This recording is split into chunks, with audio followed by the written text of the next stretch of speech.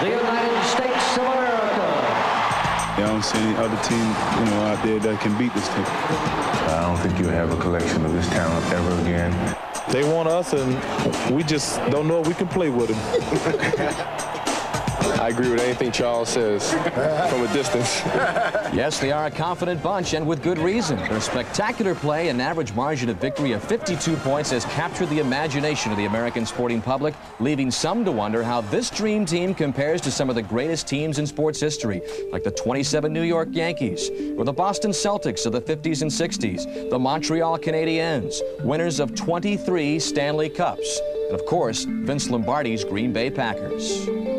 I'd never admit there was a better team than the Green Bay Packers under the Lombardi era, because that was a great era. But you're looking at a totally different situation here. I don't know whether you can ever say that one team is the greatest of any kind of dream team. So with all the talk about this being the best basketball team ever, we put together our own dream team from 1960. Who do you like? Pettit or the Mailman? Or how about Elgin Baylor against Larry Bird? Wilt Chamberlain against Patrick Ewing, or Bob Cousy against Magic, or the Big O taking on Michael Jordan. And what about the bench? Jerry West and Bill Russell as mere backups? Well, the entire 1960 squad are Hall of Famers. The coaches would be Red Auerbach against Chuck Daly. So in a dream game, which dream team would win gold? It's a game that I would pay to see because I think it would be that competitive. You're talking about some of the greatest players in the history of the game, and I think it'd be very, very competitive. I'm not sure what the outcome would be. I know they would certainly have an advantage in coaching with Red. If you're going to play over an NBA schedule, sure, the team today would prevail. But if you're going to play one game and you got Russell, Cousy, Oscar, Baylor, and that kind of, hey, they could beat anybody. I think we'd beat them.